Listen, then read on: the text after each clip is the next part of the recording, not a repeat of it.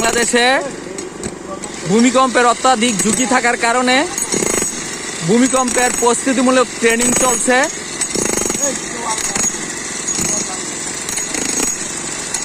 ভূমিকম্পের প্রস্তুতি হিসাবে ট্রেনিং চলছে। আপনারা ভূমিকম্পের ভয়াবহতা সম্পর্কে জানেন, যার কোনো আগাম বার্তা নেই।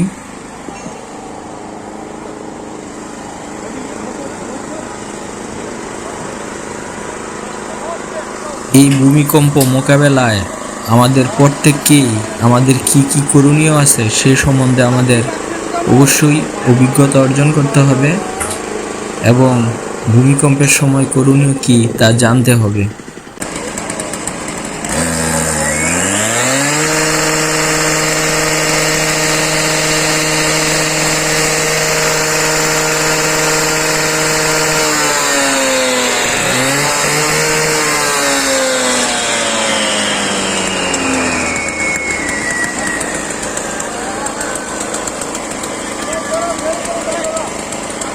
অ্যাক্সিলেটর দে।